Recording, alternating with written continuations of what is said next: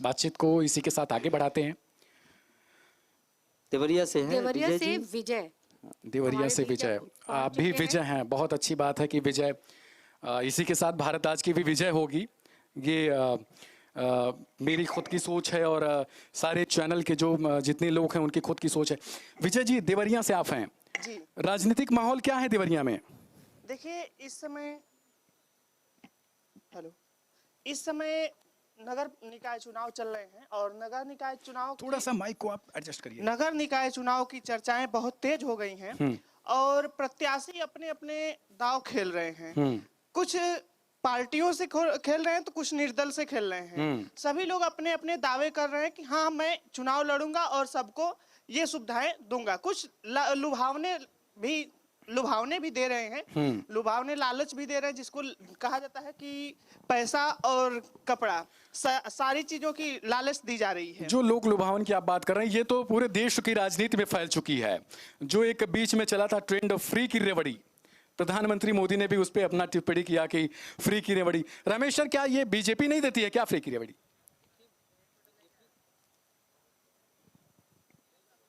ये कुछ डिस्टर्ब हो रहा है माइक में।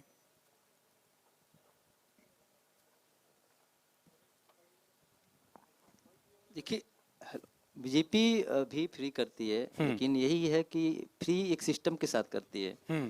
फ्री में राशन, फ्री में जो फ्री की पॉलिटिक्स है, बीजेपी को कैसे भुनाना है उससे मालूम है। आप समझ लीजिए 2022 का चुनाव हुआ ना, फ्री के दम पे कह सकते हैं आप सरकार आ गई। सरकार आ गई क्योंकि जो इनका एक मास्टर स्ट्रोक था फ्री में राशन देना, ये बहुत बड़ा स्ट्रोक है। इसका विपक्ष कोई तोड़ ही नहीं निकाल पाया। भाई तुम दोगे, मुझे मिल रहा है। आज आलम ये है कि फ्री की कोटे से समझ लीजिए आप दुकानदारों की राशन चल रही है, यानी फ्री का कोटा घर में भर गया, वहां से बेच के चला रहे हैं। तो ऐसे में बीजेपी के लिए बहुत बड़ी फ्री पॉलिटिक्स पे शायद आप जगह जगह आप देखते होंगे। फ्री के दम पे शायद गुजरात में भी सरकार बन गई केजरीवाल जी की। उन्होंने बहुत वादे किए हैं कि ये फ्री कर देंगे, फ्री कर देंगे। ये केजरीवाल की आपने बात कर दी, ये तो बहुत सारे वादे करते चले जा रहे हैं। फ्री कर देंगे, सब कुछ फ्री कर देंगे, ये कर देंगे, वो कर देंगे, और पैसा भी हम ऐसे लाएंगे वैसे लाएंगे। तो इससे पहले क्या जो सरकारें थी उन्हें ये नहीं पता था, उन्हें ये आइडिया नहीं था कि इस तरीके से हम फ्री कर सकते हैं जैसे केजरीवाल कर रहे हैं? देखिए दिव्यांशु, और भी सरकारें थी और भी जो भी अदर राजनीतिक दल थे, उन्हें पता था फ्री का हम वादा कर देंगे लेकिन कर नहीं पाएंगे। बाद में जनता उन्हें ही एक बाहर निकाल देगी। तो लिहाजा वो इस सब फ्री पे विश्वास नहीं करते थे। उन्हें पता था कि पब्लिक क्या है, क्या चाहिए, नौकरी चाहिए। भाई हमें हक दो, भीख नहीं। हक दो, भीख नहीं। अब क्या है, विजन चेंज हो गया है। अब फ्री में ले लो, हक छोड़ दो, हक की बात ही आप मत करो।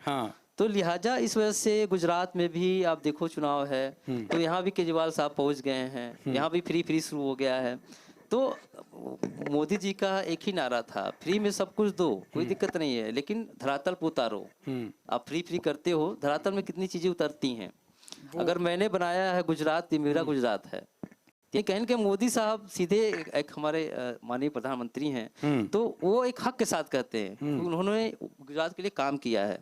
आज जितना मॉडल, गुजरात मॉडल जिस जगह से अपनाए जा रहे हैं अन्य राज्यों में, कहीं ना कहीं एक विकास की गाथा है ये।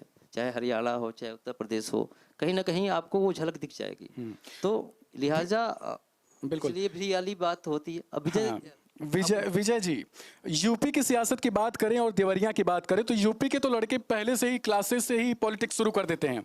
देवरिया में क्या हाल है पॉलिटिक्स का? जी, देवरिया में भी अभी फिलहाल नए नए युवा आते रहते हैं क्षेत्र में और अपनी छवि अलग बनाते हैं।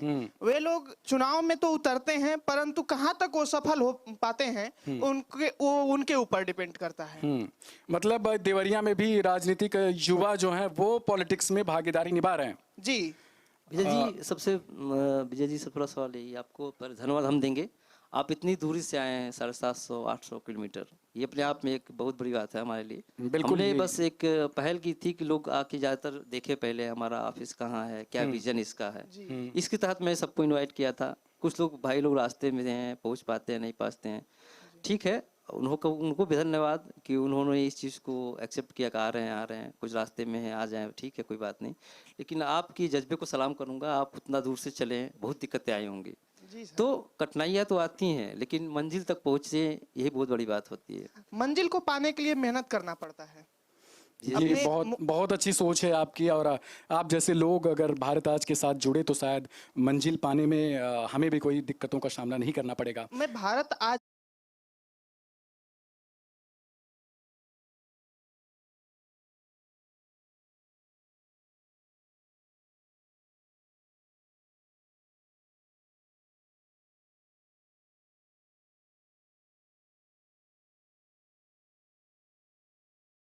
के साथ जुड़ा हूं कि कुछ अलग कर दिखाऊं अपने क्षेत्रों में, कुछ अलग रहे और सच रहे। बहुत अच्छी सोच है आपकी। इसी उम्मीद के साथ हम लोग उतरे भी हैं। हाँ, कुछ उतरे भी अलग हैं। रहे, नया तेवर रहे, नई चीजें हों। जी हमें भीड़ का हिस्सा नहीं बनना है, हमको अपनी अलग पहचान बनानी है।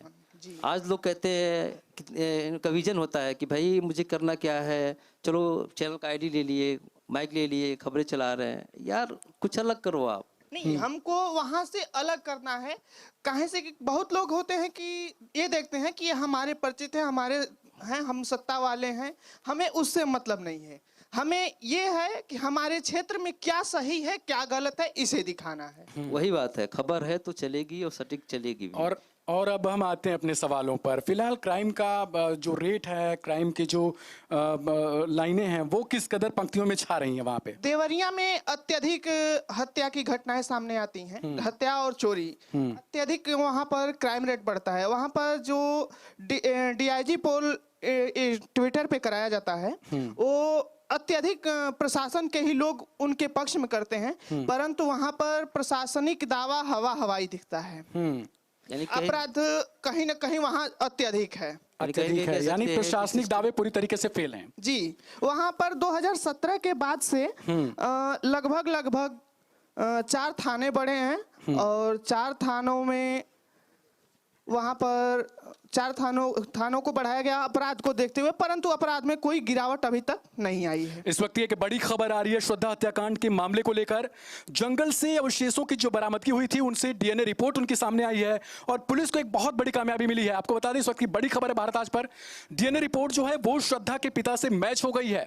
ये बड़ी खबर है और श्रद्धा हत्याकांड को लेकर बड़ा सबूत साबित हो सकती है। डीएनए रिपोर्ट जो है वो जो अवशेष जंगल से पुलिस ने बरामद किए थे, उनके डीएनए रिपोर्ट वो श्रद्धा के पिता से मैच कर गई है और ये अब कहीं ना कहीं अहम मोड़ ले सकता है। रमेश जी। जी दिवांशु, इस खबर पे पूरे देश की निगाहें हैं, क्योंकि बेटी को जिस तरह टुकड़ों में काट दिया गया। हाँ। आप सोच सकते हो कि इतना जघन्य अपराध आफ्ताब ने किया कि शायद उसे अगर फांसी भी चढ़ा दो तो वो कम होगा। आज लोग सारे पूरे देश में बस एक ही मांग उनकी है कि ऐसे हत्यारों को फांसी की सजा दे। साक्षी महाराज ने आज इसको लेकर एक बयान दे दिया कि क्यों ना करें हम आफ्ताब को मिट्टी का तेल छिड़क के जला दें। उसके साथ साथ एक और चीज उन्होंने मेंशन किया है, वो है सुअर का मांस। ये चीज सब चीजें उनके ऊपर डाल के, देखिए वो तो ठीक है, राजनीति है, वो तो उनका काम ही है। ये एक गुस्सा है आज देश के अंदर, चाहे बच्चा हो, चाहे जवान हो, चाहे यंग हो, बुजुर्ग हो, सब की एक यही मांग है कि ऐसा जो अपराध किया। आप सोचो, एक लाश के 35 टुकड़े करना। हम आप तो एक मक्खी मारने डरते हैं, करे मर जाएगी। बिल्कुल। तो आप सोच लो उसके दिमाग में कितना खुखार भरा रहा होगा। सर ये जो एक कड़ी बनती गई, मथुरा में एक सूटकेस में लाश का मिलना जिसकी हत्या खुद पिता ने की थी, फिर उसके बाद राजस्थान में ऐसे हालात होना कि होटल के कमरे में एक बॉयफ्रेंड लेके जाता है अपनी गर्लफ्रेंड को और वहीं पे कत्ल कर देता है। दूसरा श्रद्धा का मामला, और ये अलग अलग चीज़ें जो कंटिन्यू आ रही है। झारखंड में आपने देखा था किस तरीके से एक लड़की को कमरे में बंद करके जला दिया गया। दिव्यांशु, ये एक अपने आप में बहुत भयावह है। ये एक गलत मैसेज आ रहा है। मतलब आप समझ सकते हैं, श्रद्धा हत्याकांड, अगर एक सवाल उस पर उठता है लोग की बहुत ओपनली एंड फ्रैंक माइंड रहना कितना लोगों के लिए घातक हो सकता है। खुले विचार की लड़की थी, घूमना फिरना शौक था उसका, लेकिन वो रिलेशनशिप में रहती थी। लेकिन रिलेशनशिप एक हद तक दायरे में अगर रहे तो शायद आज ये हालत नहीं होती। आज हमें लाश के टुकड़े नहीं देखने को मिलते हैं। वो रिलेशनशिप में रही, एक बाहरी व्यक्ति पे विश्वास कर अपने घर को छोड़ दिया, अपने माँ बाप को छोड़ दिया। ये बहुत अहम चीज़ बोल रहे हैं आप, क्योंकि आप वरिष्ठ भी हैं, आपको पता भी होगा। एक बेटी होना और उसके बाद पिता माँ बाप जो उनके फेवर में बोल रहे थे, उनकी ज़िंदगी को लेके बोल रहे थे कि आप मत जाओ, ऐसा मत करो। तो क्या ये मैसेज क्या जा रहा है आज के युवाओं में कि पहले तो वो एक रिलेशनशिप में आते हैं और उसे बिना समझे, बिना वजह जाने फिर ऐसे मामलों में इस तरीके से जिद करते हैं माँ बाप के सामने कि नहीं मैं उसी के साथ रहूँगा या रहूँगी, फिर इस तरीके की वारदात को अंजाम दे देना। देखिए दिबांशु, यही तो है। अब क्या है कि इसे आप कह सकते हैं कि कहीं ना कहीं ओपन अगर होना ठीक है, खुली बात, अच्छी बात है, लेकिन कहीं ना कहीं ये रिश्तों को दरकिनार करना है। आज एक लड़की बाहर रहती है, पढ़ती है, लिखती है, कोई अनजान व्यक्ति मिलता है, उसे अपना बना लेती है, उसके साथ चली जाती है, शादी कर लेती है, कुछ भी कर लेती है। अगर जो माँ बाप उसको पैदा किए, उस लायक पढ़ाए लिखाए, उनका भी साथ वो छोड़ देती है। यानी कहीं ना कहीं उसे लगता है कि ये हमारे नहीं है, जो नया अभी आया वो उनके हो गए। तो आप भी युवा हैं, सर ने एक बात बोली है कि अनजानों से मिलते हैं और उसके बाद इस तरीके की चीज़ें आगे बढ़ती हैं, फिर ऐसा वारदात होना। क्या लगता है आपको, ये सही है कि माँ बाप की बातों को टाल दें और फिर जो मिला उसी के साथ निकल लें और फिर इस तरीके से वारदात हो जाए? नहीं, माँ बाप के भरोसे को तोड़ना ये एक सबसे बड़ी भूल है। माँ बाप ने इस उम्र तक और इस मुकाम तक पहुंचाया है, तो उनके साथ हमको चलना है, न कि किसी अनजान के साथ। माँ बाप जिनका साथ दे उनके साथ रहें, किसी अनजान के साथ न जाएं। ये बड़ी चीज़ है रमेश जी कि माँ बाप ने जिन्हें अभी तक इतना बड़ा किया, फिर उसके बाद अचानक से वो उनकी उंगली छोड़ देते हैं और इस तरीके से जाते हैं, फिर ऐसी कांड जो हत्याकांड सामने आ जाती हैं। तो ये डीएनए रिपोर्ट जो मिला है अभी पुलिस को और श्रद्धा के पिता से मैच हो गई है डीएनए रिपोर्ट, अपने आप में अहम सबूत भी ये अब हो चुका है। तो क्या लगता है कि अब अंजाम तक पुलिस पहुंचा देगी? देखो जानसू, आपको बता दें कि डीएनए रिपोर्ट का ही पुलिस इंतजार कर रही थी। यहाँ तक कि जिस तरह से आफ्ताब के इतने ठिकानों पे जहाँ जहाँ बरामदगी की, अभी तक हालांकि उनको अभी जो जिससे उसने हथ काटा था, उसने कई औजार का इस्तेमाल किया था, लाश के टुकड़े टुकड़े किए थे, आरी था, कई ऐसी चीज़ें थी, वो पुलिस को बरामद नहीं हो पाई हैं। कुछ चीज़ें मिली हैं हाँ, लेकिन ये ठोस सबूत था कि ये अवशेष मतलब वो लाश के टुकड़े उसी के ही थे। उससे क्या होगा, पुलिस अब एक अपना जो धाराएं लगाएंगे ना, एक ठोस अपना इस पे कोर्ट भी उस पर सवाल नहीं खड़ा करेगा। आप किस भी पे कह सकते हत्यारा है ये सब। एक पुलिस को पहले ही पता था कि हत्या इसने किया है, सब कुछ बखूबी उसने कबूल भी किया है। तो जो उसने कबूला, जो उसने जिस थ्योरी पे आपने कल एक बहुत अच्छा स्टोरी भी लिखा था उस पे, जो कि एक सोच सकते हैं कि अगर एक वेब सीरीज देख के, एक पिक्चर देख के कोई एक प्लानिंग कर सकता है, तो क्यों ना ऐसे हम वेब सीरीज और ऐसे पिक्चरों पे पहले ही लगाम लगाने की कोशिश करें। बहुत बड़ी बात कही है आपने, क्योंकि कल मैंने आपके साथ इस चीज़ पर चर्चा भी किया था कि वेब सीरीज और फिल्मों का सहारा ले रहे हैं ये मर्डर करने के लिए।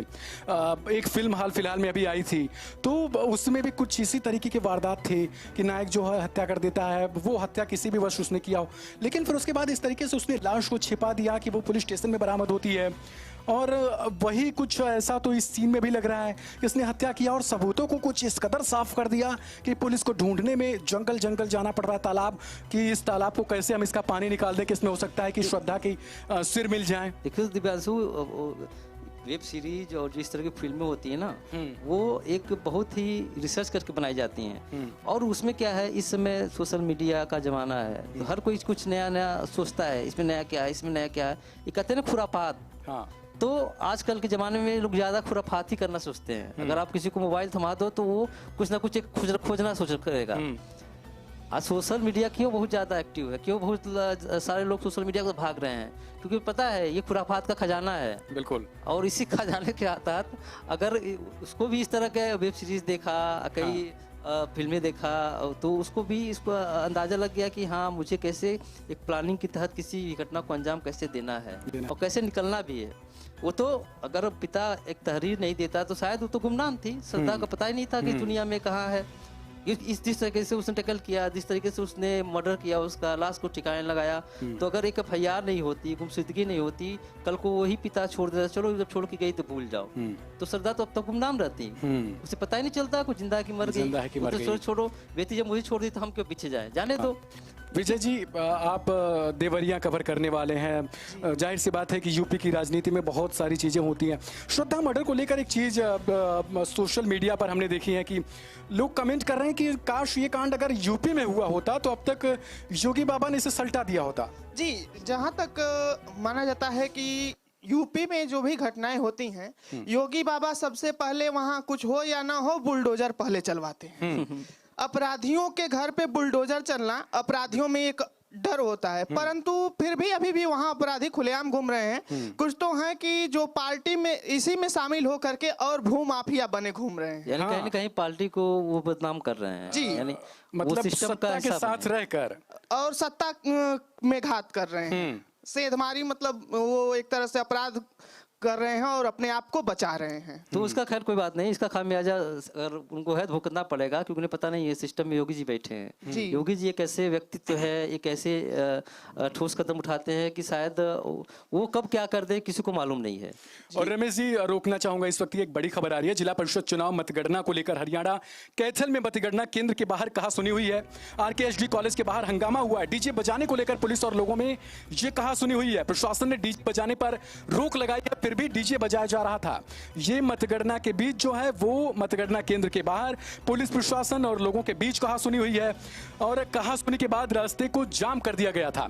इस तरीके से ये आम चुनाव जो चलते हैं, हरियाणा के जिला परिषद चुनाव का मतगणना चल रहा है, ऐसी खबरें आने की पुलिस प्रशासन और आम लोगों में ही जो है वो कहा सुनी हो जा रही है। देखिए दिव्यांशु, ये जो पंचायत चुनाव होते हैं, छोटे छोटे चुनाव होते हैं, लिहाजा इसमें टसन ज्यादा होता है। क्योंकि आप एक विधायक का चुनाव लड़ लो लेकिन पंचायत का चुनाव ना लड़ो। हमेशा सलाह देते हैं कि अगर जमानत जब्त कराना है तो भैया बैठ जाओ। ये तो बड़ी बात आप कह रहे हैं कि एक जिला पंचायत का चुनाव आप लड़ लो लेकिन विधायक का मत लड़ो। ये कह रहे हैं विधायक का चुनाव छोटा चुनाव हो जाएगा, पंचायत का चुनाव बड़ा हो गया उनके लिए। पंचायत क्या है, वो एक चौधर होता है। वहाँ क्या की चीजें जैसे होती छोटी छोटी बातों को लेकर, खेत का विवाद, खेत में पानी नहीं दिया था उसका याद रहेगा 5 साल पहले। अच्छा, पुरानी चीजों को लेकर हिस्ट्री लेकर रखते हैं। वही बनता है। कोई कैंडिडेट खड़ा है तो उसके पीछे उसकी पिछले बैकग्राउंड निकाली जाएगी। 5 साल पहले इसने मुझे 100 रुपये नहीं दिया था, अच्छा इसको वोट नहीं देंगे। तो लिहाजा ये बहुत छोटा चुनाव होता है लेकिन बहुत बड़ा चुनाव होता है। पुलिस उधर सबूत खंगाल रही है, इधर ये हिस्ट्री खंगाल लेते हैं। हाँ, ये जिला पंचायत लेते हैं। इनकी क्या सोच है कि छोटे स्तर के जो चुनाव होते हैं ना, तो ये क्या होते हैं अपने आप में बहुत टफ होते हैं। जैसे प्रधानिक हुआ, सरपंच का हुआ, चौधर का हुआ, इसमें होता है क्या, ये एक एक वोटिंग के लिए बहुत महत्व रखते हैं। आज जो हंगामा बता रहे हैं आप, तो इसी बात को लिया होगा कि विरोधी दल हार गया होगा, हताशा हुई होगी, और सत्ता दल जिसने चुनाव जीत दर्ज किया वो जश्न मना रहा होगा, तो खुन्नस कहीं न कहीं निकलेगा ही। तो लाजमी इस तरह के बवाल और होते रहते, छोट-मोट घटनाएं तो होती रहेंगी। तो ये हमने अभी आपको एक बड़ी खबर बताई है कि हरियाणा कैथल में मतगणना केंद्र के बाहर कहा सुनी हुई है। ये कहा सुनी पुलिस प्रशासन और वहां मौजूद लोगों के बीच हुई है। कहा सुनी के बाद रास्ते को जाम कर दिया गया। ये बड़ी खबर थी जिला परिषद चुनाव मतगणना को लेकर हरियाणा की। फिलहाल हम आते हैं यूपी पे फिर से। देवरिया में फिलहाल जो मुद्दे हैं वो क्या हैं चुनाव को लेकर? अगर फिलहाल में चुनाव कराए जाए तो किसकी जो है किस पार्टी को क्या मिल सकता है? वहां पर कुछ कहा नहीं जाता है। देवरिया में 7 विधानसभा है और 7 विधानसभा से इस समय 7 विधानसभा पर भाजपा का कब्जा है। सभी सीटों से भाजपा अपने प्रत्याशियों को उतारा और चुनाव जीत भी गया है। वहां से एक अच्छी खासी जीत दर्ज की है। तो अभी फिलहाल वहां से अगर उतारा जाए तो कुछ जगहों का माहौल बिगड़ भी सकता है। जी, तैयारी कर सकते हैं कहीं ना कहीं आपकी बीजेपी भले ही चुनाव जीत गया है, लेकिन जो काम करना चाहिए धरातल स्तर पे अभी नहीं कर रही है, काम नहीं कर रही है। जी, तो यानी कहीं ना कहीं बीजेपी के लिए ये खतरे घंटी है। हाँ जी, खतरे ये तो बड़ी चीज है कि बीजेपी को जो करना चाहिए वो नहीं कर रही है वो। जी, वहां पर अपने वादे जो किए हैं उस वादे को नहीं पूरे कर रहे हैं। वादे से कुछ अलग कर रहे हैं, अलग भी कर रहे हैं तो समाज के लिए नहीं अपने लिए कर रहे हैं। यानी ये तो योगी जी के मंसूबों को पलीता लगा रहे हैं। जी, तो ऐसे सम्मान वहां पर अभी कुछ दिन पहले एक ग्राम विकास राज्य मंत्री विजय लक्ष्मी गौतम जी हैं, उनके ऊपर जमीन कब्जा करने का मामला आया था सामने। अच्छा, विधायक मंत्री जी पे कब्जा? जी हाँ, खबर भारत हम चलाई थी।